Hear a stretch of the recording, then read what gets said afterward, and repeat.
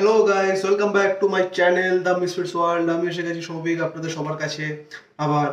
তো আজকের ভিডিওটা হচ্ছে আমার জার্নি কলকাতা টু কোয়েম্বাটুর। কোয়েম্বাটুর মানে হচ্ছে তামিলনাড়ু। তো আমি আজকে এখান থেকে যাচ্ছি কলকাতা থেকে কোয়েম্বাটুর। তো ট্রেনের টিকিট পাওয়া যায়নি, খুবই সমস্যা। তো সেই কারণে আমি যাচ্ছি আজকে ফ্লাইটে।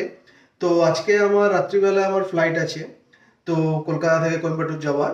তো আমি যাচ্ছি কিছু অফিসিয়াল কাজে, অফিসিয়াল পারপাসে কিছু আমি যাচ্ছি কোয়েম্বাটুর। তো আজকের জার্নিটা আমি কিভাবে যাচ্ছি কোয়েম্বাটুরে কলকাতা থেকে, তো আপনাদের সবার কাছে আমি শেয়ার করব।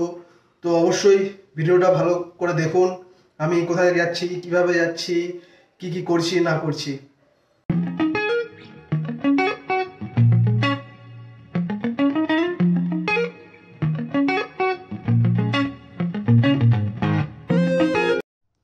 তো ফাইনালি আমি ক্যাবে উঠে পড়েছি, আর এয়ারপোর্টের জন্য আমি যাচ্ছি ক্যাবে করে।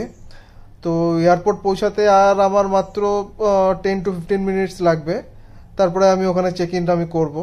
তো রাস্তাতে একটু জ্যামও ছিল, তো কোনো অসুবিধা হয়নি, বাট আমি বিফোর টাইমেই তাড়াতাড়ি পৌঁছে গেছি।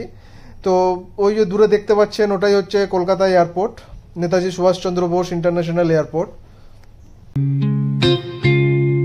I'm all about words,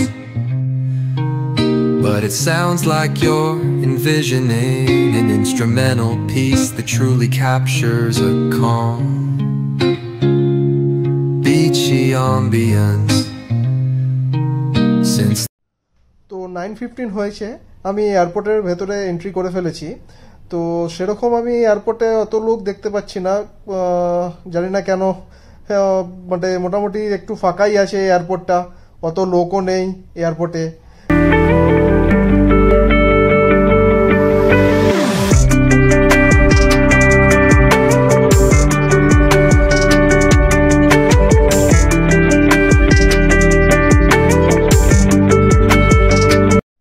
তো আমার গেট নম্বর হচ্ছে 25।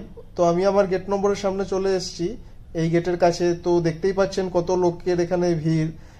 ফ্লাইটটা একটু ডিলেও হয়েছে, 10:15-এ টেক অফ করার কথা ছিল, তো এখন বাজে 10:35। সো ফাইনালি গাইস, ফ্লাইটের ভেতরে এন্ট্রি আমি করে ফেলেছি, আর আমার সিট ছিল মিডিলে। তো এখন বাজে হচ্ছে 10:45।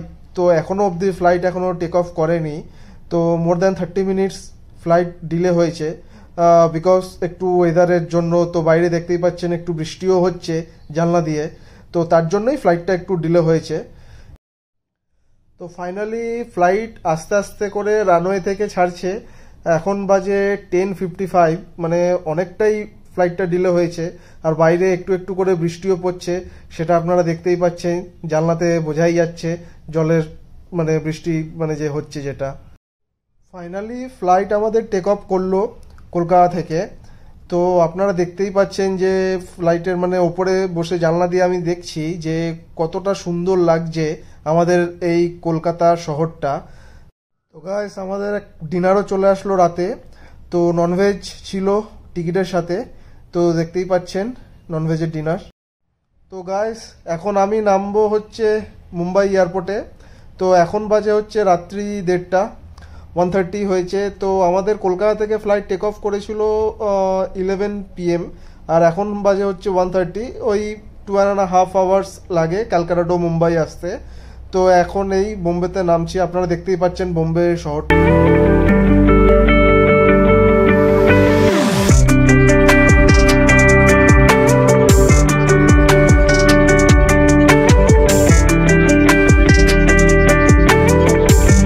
এই বোম্বে এয়ারপোর্টে আমি এন্ট্রি করলাম, এসকেলেটর দিয়ে ওপরে উঠছি।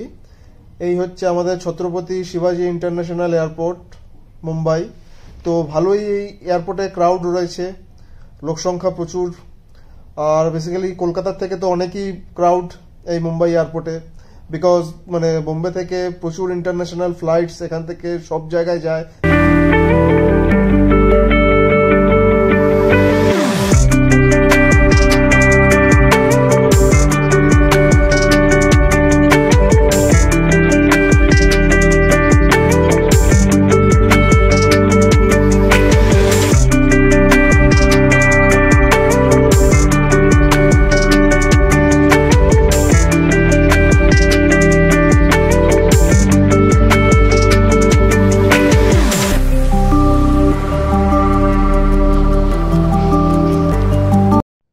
গাইজ আমি 45 এর ডি নম্বর গেটে চলে এসেছি। এখান থেকে আমার কানেক্টিং ফ্লাইট আছে কোয়েম্বাটুর যাওয়ার।